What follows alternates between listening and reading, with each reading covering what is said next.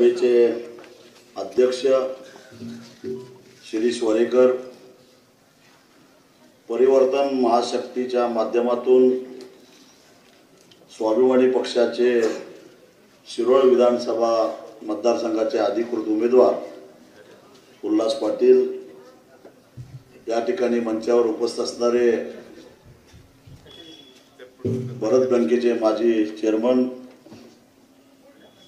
विठ्ठल मोरे, पंचायत समितीचे माजी सभापती उपसभापती सचिन शिंदे, दुसरे पंचायत समितीचे माजी उपसभापती राजवंत पाटील, जिल्हा युवा आघाडीचे अध्यक्ष सागर संभुशेटे, मंचावरील सर्वच मान्यवर, उपस्थित पत्रकार मित्र आणि जमलेल्या बंधू भगिनींनो, या शिरोळ विधानसभा मतदारसंघातून चळवळीचा आवाज विधानसभेच्या सभागृहापर्यंत पोहोचवण्यासाठी म्हणून आपण अभिमानाने छातीवर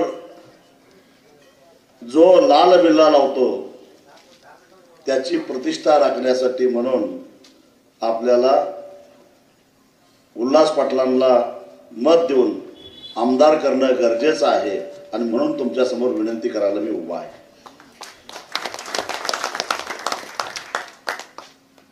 या लाल बिल्ल्याचं महत्व काय आहे तुम्हाला माहिती आहे। स्वाभिमानीच्या चळवळीमध्ये 2 हुतात्मे झाले, त्यांनी सांडलेलं लाल रक्त।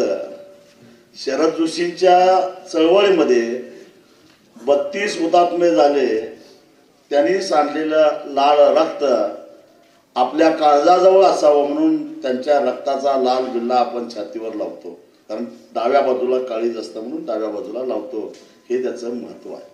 अलीकडे कुणी उठून बिल्ला लावून फिरायला लागलाय म्हणून मी तुम्हाला सांगितले, काही विसर पडला असेल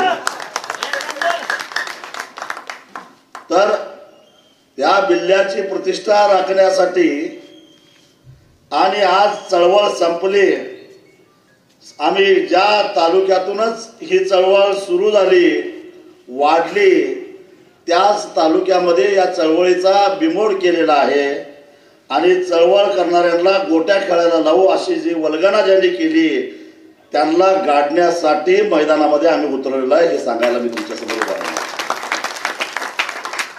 विक्रमसिंह मैदानावर गोट्या खेळणार नाही, गोट्या काढून घेणार आहे, हेही सांगतो। तेवढी धमक अजून आहे, दाढी पिकली असली तरी रग कमी झालेली नाही। हा टायगर अभी जिंदा आहे। खरोखरच या निवडणुकीकडे बघत असताना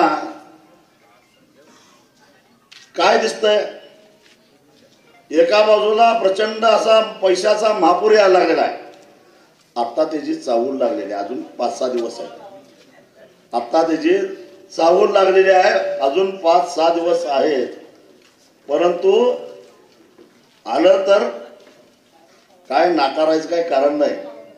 छत्रपती शिवाजी महाराजांचा आदर्श आपल्याकडे आहे, महाराजांनी सुरतेचा खजिना नाकारला नाही, का लुटून आणला, का आणला माहिती आहे, कारण सुरतेतल्या व्यापाऱ्यांनी खऱ्या अर्थानं सर्वसामान्यांच्यावर दरोडे टाकून तो खजिना गोळा केलेला होता आणि त्यामुळं बेदिक्कतपणे महाराजांनी तो खजिना लुटला स्वराज्याच्या कामासाठी। या दरोडेखोरांनी आपल्या घरादारावर दरोडे टाकलेले आहेत, त्यामुळं हा खजिना लुटायला मी तुम्हाला 100% परवानगी देतो, जेवढा लुटता येईल तेवढा लुटा, माझं काही म्हणणं नाही, पण त्या खजिन्याशी इमान राखण्याची गरज नाही, कारण तो खजिना जमा करायला ती कुठं रोजगार हमीच्या कामावर गेले, हा तो खजिना लुटायला काय हरकत नाही, कारण त्याच्यासाठी काय ते रोजगार हमीच्या कामावर गेले नाही, ती टक्केवारीची तो खजिना आहे, राजकारणातून कमावलेल्या पैशातला तो खजिना आहे, बिंदास्त लुटा। जयसिंगपूरच्या ऊस परिषदेमध्ये मी तुम्हाला एका मतापाठीमागे 43,000 रुपये कसं मिळाले हे सांगितलेलं आहे। 18 तारखेला जयसिंगपूरला सांगता सभा होणार आहे, तोपर्यंत हा हिशेब मी 1 लाखापर्यंत नेणार आहे. ऐकायला या. सत्तेतून पैसा आणि पैशातून पुन्हा सत्ता आणि त्यातून आलेली मस्ती हा माज या शिरोळ तालुक्यामध्ये चालत नाही, हे लक्षात ठेवा. याच चौकातून या उदगावनं अनेक वेळा आमदार पाडलेत, आमदार आणलेत. अगदी 1980 सालापासूनची ही परंपरा आहे. 2004 ची परंपरा या चौकामध्ये आमदार ठरवायचा निर्णय झालेला होता, अनेक वेळा झालेला आहे आणि याही वेळा तसंच होणार आहे याची मला खात्री आहे. आणि त्याच्यामध्ये सगळ्यात मोठा पुढाकार उदगावचा असणार आहे हे मला माहिती आहे. हे निघालेले आता चळवळीला नख लावायला. तुम्हाला माहिती आहे, महाराष्ट्राचे मुख्यमंत्री असणाऱ्या देवेंद्र फडणवीसांना एकदा आमची चळवळ संपवायचा प्रयत्न केलेला होता, संपली नाही. पण पुन्हा येईन म्हणणारे देवेंद्र फडणवीस परत आलेच नाहीत. आमची चळवळ संपवायचा प्रयत्न करायला गेले, त्यांनाच त्याचा शाप लागला. यड्रावकर तर किरकोळ आहे. देवेंद्र फडणवीसचे प्रयत्न संपलेले आहेत. नख लावायचा प्रयत्न केला होता का चळवळीला? नाहीच, प्रयत्न यशस्वी झाला. आणि म्हणून मी तुम्हाला सांगतो, ही चळवळ रक्त सांडून आम्ही उभा केलेली आहे. आमचं आयुष्य पणाला लावून ही चळवळ उभी केलेली आहे. ही काय कुणा एका व्यक्तीसाठी नाही लावली. ही कुणा एका व्यक्तीसाठी चळवळ उभी केली नाही. माझ्या मनामध्ये स्वार्थ असता तर मी तुमच्या समोर आता खासदार असतो का नाही? मला जर काही करायचं करा आणि मला खासदार करा अशी भूमिका असती तर मी आता खासदार असतो का नसतो? पण शेतकऱ्याला वाऱ्यावर सोडून चळवळ संपवून मला खासदार व्हायचं नाही, म्हणून माझी खासदार म्हणून घ्यायला सुद्धा मला अभिमान वाटतो, हे लक्षात ठेवा.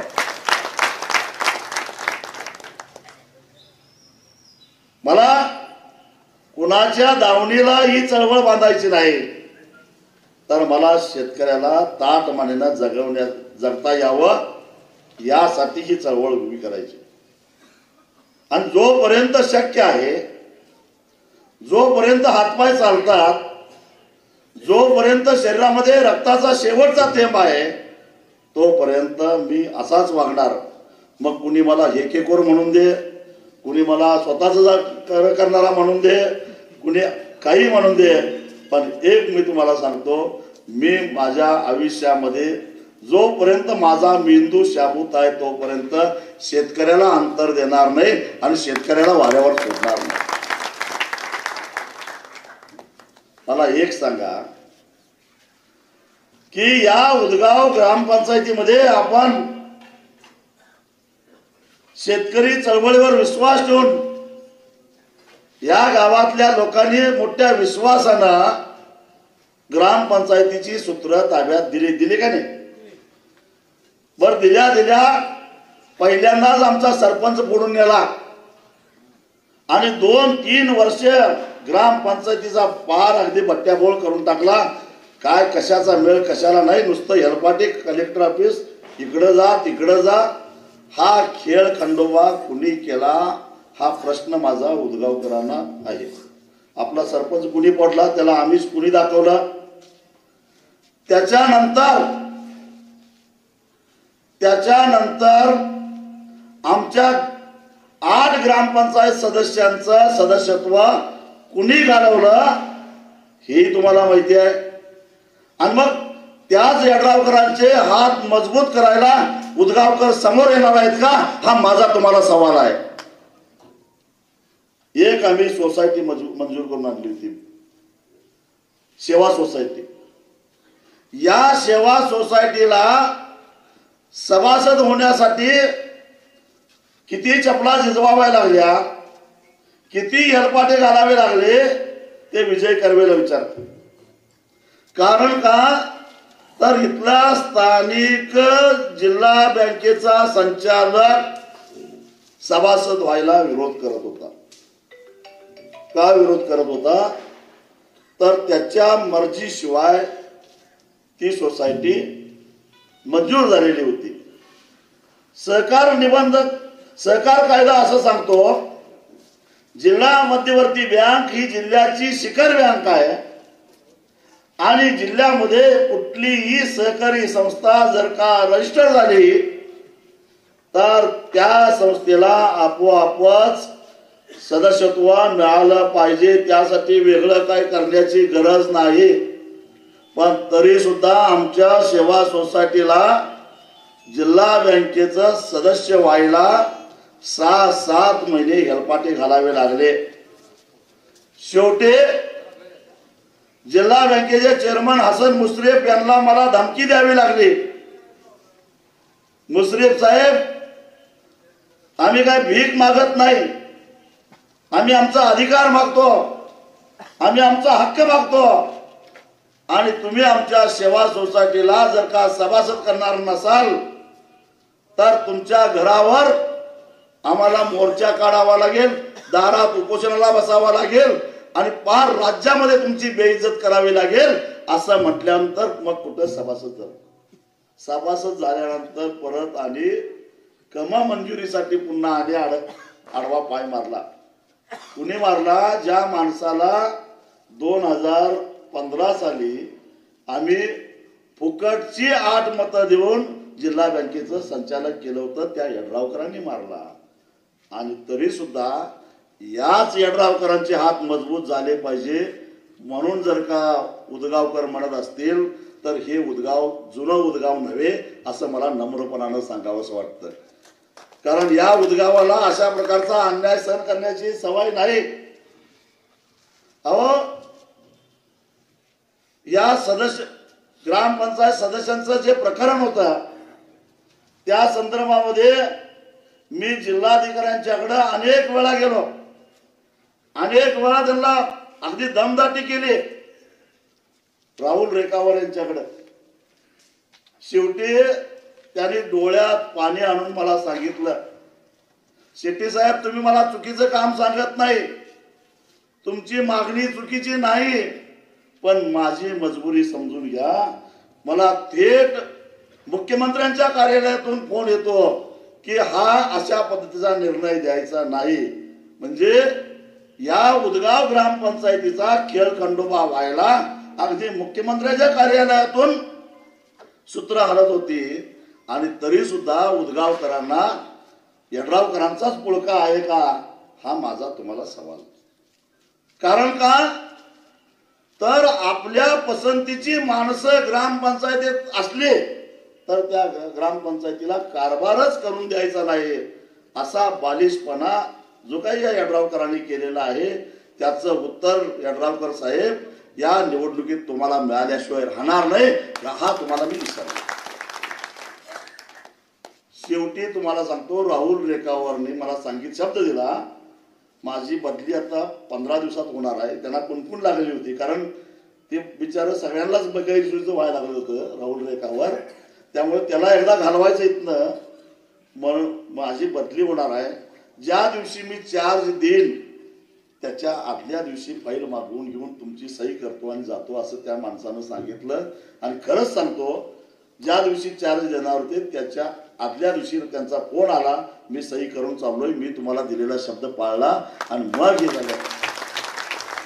आज तुमच्या गावचे सरपंच यड्रावकरांचा प्रचार करत फिरायला लागलेले आहेत, त्यांना विचारा कमिशनर ऑफिस मध्ये ही केस जी अपात्रतेची आहे 2 तारखा पुढे ढकलल्या म्हणून सरपंच निवड लागली, म्हणून सरपंच तुम्ही सरपंच झाला हे विसरू नका.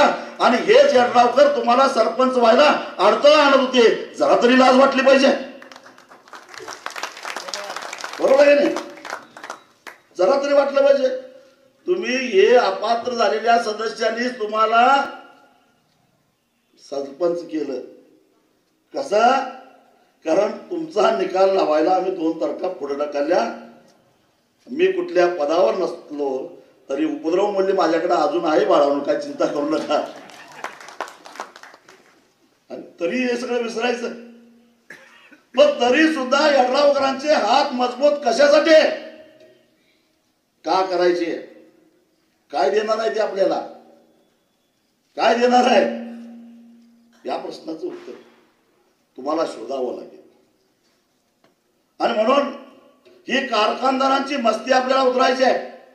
भलेही आता पैसे घेऊन ते येतील, मताला 5-5 हजारचा दर काढतील, काही फरक पडत नाही. कारण गेल्या पंचवार्षिक मध्ये जर एका मता पाठीमागे 43,000 रुपये कमावले असतील तर 100% पुढच्या पंचवार्षिकला हा आकडा 2 लाखाच्या पुढे जाणार आहे. त्यामुळं थोडा गुंतवणूक म्हणून आता पैसे टाकायला काय हरकत नाही. असा व्यावसायिक आणि व्यावहारिक विचार ते करत असतील तर त्या पैशाशी इमान राखायचं काय नाही हे तुम्हाला ठरवावं लागेल. अरे चेष्टा चालवली आपली त्यांनी. बाजारातल्या बैलासारखं आमची खरेदी विक्री व्हायला लागलेली आहे आणि तरी सुद्धा आमच्यावर त्याचा काही परिणाम होणार नसेल, आमचा आतला आत्मा जर अजून सुद्धा जर जागा होणार नसेल तर नेमकं काय करायला पाहिजे. पैसा आणि पैशाशी इमान राखायचा असेल तर गेली 25 वर्ष सातत्यानं न चुकता वर्षाला तुमच्या खात्यावर पैसा जमा होतो, त्या पैशाशी इमान राखा आणि या जिल्ह्याची प्रतिष्ठा वाढवा. मला सांगा, काही लोक बोंबडत फिरली आमच्या नावानं गेल्या वर्षी.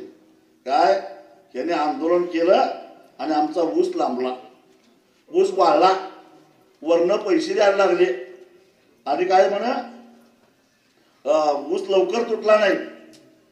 मागच्या 4 वर्षाचं रेकॉर्ड काढून बघितलं तर 25 मार्चच्या आतच कारखाने बंद झालेत. गेल्या वर्षी सुद्धा 25 मार्चलाच कारखाना बंद झाला.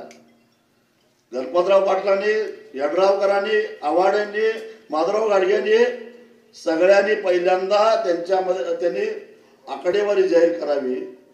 23 नोव्हेंबरला आम्ही आंदोलन मागे घेतलं आणि त्याच्यानंतर त्यांनी महिन्याभरामध्ये जो ऊस तोडला तो कार्यक्षेत्रातला किती आणि कार्यक्षेत्राच्या बाहेरचा कर्नाटकातला आणि सांगली जिल्ह्यातला किती त्याची आकडेवारी जाहीर करावी.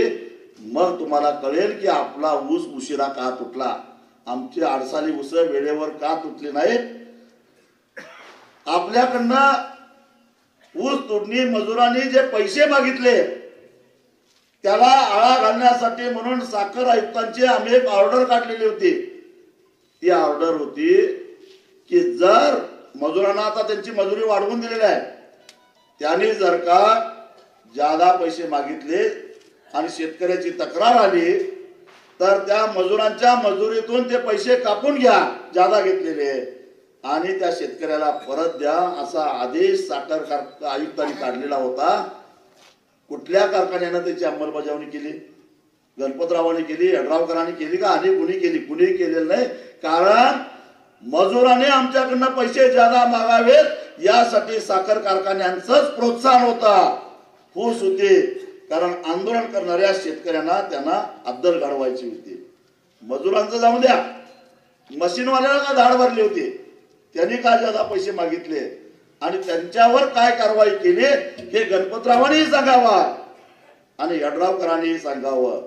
त्यांनी काही केलं नाही, बघ्याची भूमिका घेतली म्हणून आपल्याला ऊस घालवायला त्रास झाला. आमच्यामुळं कारखाना उशिरा सुरू झाला म्हणतात. किती सुरू झाला? 7 नोव्हेंबरला ऊस परिषद झाली, त्यावेळी एकही कारखाना जिल्ह्यातला चालू नव्हता. 9 तारखेला दिवाळी होती, 14 तारखेला दिवाळी संपली. त्या काळात 3 मोठे पाऊस झाले, त्यामुळे 15-16 तारखेपर्यंत अगदी माळातल्या जमिनीमध्ये सुद्धा जाता येत नव्हतं आणि 23 तारखेला आंदोलन मागे घेतलं. म्हणजे फक्त 6 ते 7 दिवस आंदोलन चाललं. गुरुदत्तवर जे आंदोलन झालं ते 16 तारखेनंतर, जवाहरला जे आंदोलन झालं ते 16 तारखेनंतर. मग आमच्यामुळं असं किती उशीर झाला आणि गेल्या वर्षी आमच्यामुळं उशिरा ऊस तुटला असं बोंबलणाऱ्याने मला एका प्रश्नाचं उत्तर द्यावं. आज तारीख आहे 13, अजून 10-12 दिवस तरी कारखाना चालू होत नाही, कारण एकही टोळी आलेली नाही. 20 तारखेला मतदान आहे, 23 तारखेला काय निकाल आहे आणि सरकारनं 25 तारीख 15ची आता 25 केली. का रे चोरावं? आता उशीर होत नाही? आता कोण बोंबलणार? का तर कारखाना चालू करायला कामगार कुठे आहेत? ते प्रचार करायला, पत्रक वाटायला लागल्यात. हा, आता आता उशिरा होत नाही, आता शेतकऱ्यांचं नुकसान होत नाही. आता रामभाऊ डागे मोर्चा का काढत नाहीत? कारखाना लवकर चालू करा म्हणून. गेल्या वर्षी काढला होता ना, मग आता का नाही काढत? पॅकेज आलंय, आता का नाही काढत ते? बर मला सांगा, या 4 कारखानदारांनी मिळून दत्त, गुरुदत्त, जवाहर आणि शरद चौघांनी मिळून काय ठरवलं होतं? 2900 रुपयाच्या वर कुणी द्यायचं नाही. चोर आहेत नक्की, 101% एवढी खात्री आहे. चौघांनी ठरवलं होतं 2900च्या वर द्यायचं नाही.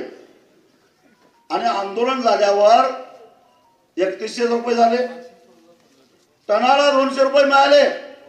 किमान रामभाऊ डागे यांनी तरी त्यातले 200 यड्रावकरांना निवडणूक निधी द्यायला पाहिजे होता. कारण त्यांचं म्हणणं होतं 2900 परवडतंय. ते कोण हासूरचा एकटा आहे त्यानं पण द्यायला पाहिजे होता. त्यानंही द्यायला पाहिजे होता. कारण याने कलेक्टर ऑफिस मध्ये दंगा केला याने 2900 परवडतंय म्हणून. शिरोला मोर्चा काढला, मग यांनी वरचं पैसे का घेतलं? सगळ्यात आधी किती झालं? दत्तनं गेल्या वर्षी मला वाटतं 12 लाख टन गाळला, 24 कोटी रुपये मिळाले. गुरुदत्तनं 14 लाख टन गाळला, 28 कोटी आले. शरदनं 8-9 लाख टन 8 लाख टन काहीतरी गाळला, 16 कोटी आले. एवढे पैसे आले. मग जवाहरनं 19 लाख टन गाळला, 38 कोटी आले. हे पैसे किती झाले? आणि त्याच्या मागच्या वर्षी जे तुम्ही विसरूनच गेला होता ते 100 रुपये खात्यावर आले का नाही तुमच्या गेल्या आठवड्यामध्ये? म्हणून तर दिवाळी झाली तुमची, जरा चेहरा फुललाय त्यामुळेच. मग जरा तरी त्या पैशाची तरी इमान राखलं पाहिजे. म्हणजे टनाला 300 रुपये आले. ज्याचा 50 टन ऊस गेलाय त्याला 15,000 रुपये मिळाले. ज्याचा 100 टन ऊस आला त्याला 30,000 रुपये आले. एवढे पैसे वाटतात त्यांनी? एवढे पैसे वाटतात काय? हे वर्षाला आहे. असं गेली 25 वर्ष तुमच्या खात्यावर यायला लागलेला आहे. अरे आपल्या गोट्यात एखादी म्हस बी आली तर त्याचा चीक आपण पहिल्यांदा महादेवीला अर्पण करतो, त्याच्यानंतर गावातल्या सगळ्या देवाला घालतो आणि उरलेला चीक गल्लीत जरा प्रत्येकाच्या घरात थोडं थोडं पाठवून देतो. ज्या घरात ते चीक गेलाय ती बाई सुद्धा भांड रिकामध्ये येत नाही, त्यात थोडं गहू तांदूळ काहीतरी घालून देत्या. आता गेली 25 वर्षे तुमच्या घरात चीक आलाय म्हणजे हे उसाचे पैसे आल्यात, उल्हास पाटलाचं भांड रिकामध्ये येणार आहे? अरे एवढी तर सांगते. ही संस्कृती आहे आपली, ही संस्कृती आहे आपली. भावनो अजून बोलण्यासारखं बरंच आहे, पण सत्कार सभा इथंच घेणार आहे उल्हासची, त्यावेळी बोलणार आहे. एवढंच सांगतो जाता आता, ही संघटना केवळ शेतकऱ्यांच्यासाठी काम करणारी नाही. मी आज तुम्हाला सांगतो, या ऊस तोडणी मजुरांचं जे का कल्याण मंडळ झालं गोपीनाथ मुंडे, त्या कल्याण मंडळाचा जनक मी आहे. तुम्ही मला 2004 साली आमदार केलं, त्यावेळी 2007 साली मी एक खासगी विधेयक विधानसभेमध्ये मांडलेलं होतं. राज्यामध्ये 9 लाख ऊस तोडणी मजूर आहेत, त्यांच्या कल्याणासाठी म्हणून माताडी कामगार कल्याण मंडळाच्या धर्तीवर एक मंडळ स्थापन झालं पाहिजे. आणि त्या विधेयकावर उत्तर देताना सरकारनं आश्वासन दिलेलं होतं आणि त्या आश्वासनाच्या आधारानं 2015 साली हे मंडळ स्थापन झालं. मी आज तुम्हाला या महादेवी चौकात वचन देतो, या उदगावामध्ये आमच्या शेतामध्ये काबाड कष्ट करणारे अनेक शेतमजूर आहेत. त्या शेतमजुरांच्या कल्याण मंडळासाठी म्हणून उल्हास पाटील विधानसभेमध्ये खासगी विधेयक मांडून ते मंडळ सुद्धा स्थापन केल्याशिवाय राहणार नाही. सभागृहातली लढाई उल्हास पाटील लढतील, रस्त्यावरची लढाई आम्ही लढू. आणि सरकारला हा निर्णय घ्यायला भाग पडू. यड्रावकर साहेब, असे सामाजिक प्रश्न विधानसभेत मांडल्याला काय आठवतं का तुम्हाला कधी 5 वर्षात? हा ते आहे. बर, या कल्याण मंडळामुळे काय होणार आहे? 65 वर्षे पूर्ण केलेल्या शेतमजुराला पेन्शन मिळणार आहे, त्यांना विमा मिळणार आहे, त्यांच्या पोरांना स्कॉलरशिप मिळणार आहे, अपघाती विम्याचं संरक्षण मिळणार आहे. यासाठी जसं बांधकाम कामगार मंडळ आहे, कल्याण मंडळ आहे, तसं हे शेतमजूर कल्याण मंडळ करण्यासाठी इथनं पुढं स्वाभिमानीची लढाई असणार आहे. हा तुम्हाला शब्द आहे. अजून एक तुम्हाला शब्द देतो. आज गेले 4-5 वर्ष झाला जिल्हा परिषदेच्या नगरपालिकेच्या निवडणुका होत नाहीत. याचं कारण जे 12 बोलकेदार आहेत, कुंभार, लवार, सुतार, साळी, माळी, कोष्टी, डवरी, गोंधळी, कुंभार, हे अनेक 12 बोलकेदार जे आहेत, यांना खरं तर मुख्य प्रवाहात आणण्यासाठी म्हणून यांना स्थानिक स्वराज्य संस्थेमध्ये त्यांचा सहभाग वाढावा म्हणून 30% राजकीय आरक्षण दिलेलं होतं आणि ते आरक्षण धोक्यात आलेलं आहे. त्याबद्दल महाविकास आघाडी बोलत नाही, महायुती बोलत नाही. मी आज तुम्हाला सांगतो की त्यांचं आरक्षण धोक्यात आलं तर स्वाभिमानी शेतकरी संघटना रस्त्यावर उतरून त्यांना न्याय मिळवून देणार आहे. आणि आम्ही एखादा प्रश्न हातात घेतला की तो कडेला लावतो. हा 25 वर्षाचा इतिहास आहे. मला सांगा की रत्नाप्पांना द्रष्टे होते, त्याने अशा या वंचित उपेक्षित लोकांना मुख्य प्रवाहात आणण्यासाठी आपला करिश्मा पणाला लावला.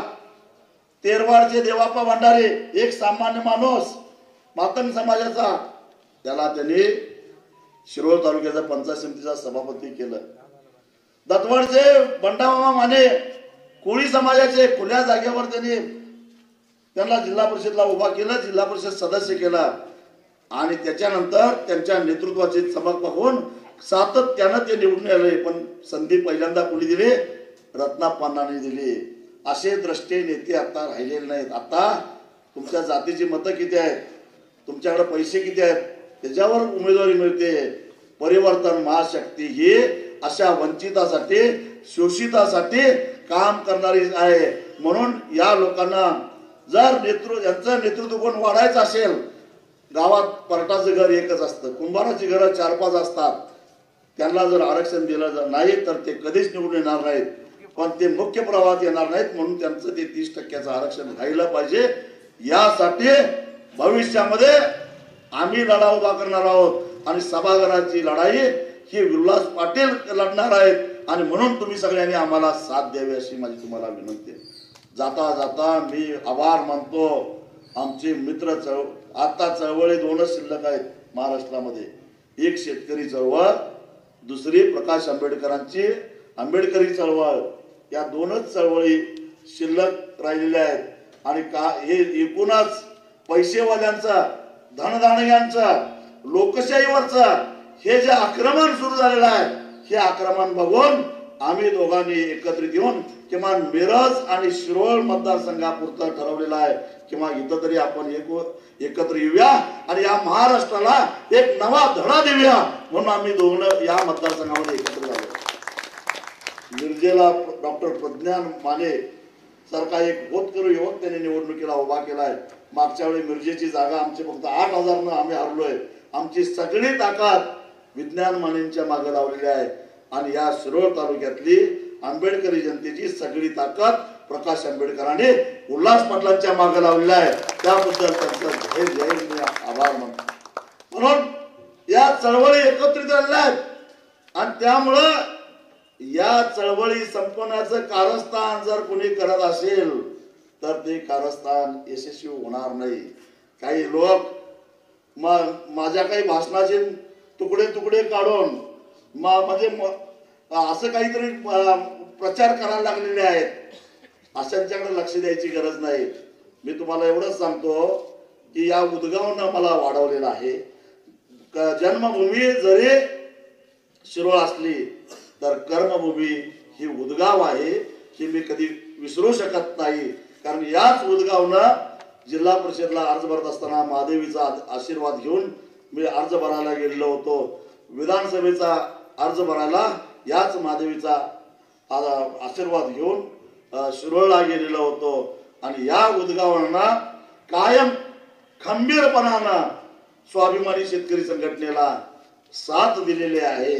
आणि आता हे जे काही पैसेवाल्यांचं आक्रमण आमच्या संघटनेवर आलेलं आहे ते थोपवण्यासाठी उदगावकरांनो मी तुम्हाला साथ घालतो. तुम्ही माझ्या मत्तीला या, एकाकीपणाने मी लढायला लागलेलो आहे, तुम्ही मला एकटं पाडणार नाही याची मला खात्री आहे. एवढीच विनंती करतो आणि इथंच थांबतो. धन्यवाद. सगळ्यांनी उठून उभा राहायचं आणि शपथ घ्यायची. हात वर करून मूठ घट्ट आवडायचे. काय काय बोलतो हे ऐकायला येणाऱ्यांनी पण शपथ घेतली तर चालतंय. मी शपथ घेतो की शेतकऱ्यांचे लाचारीचे जगणे संपून त्यांना देशातील इतर नागरिकांप्रमाणे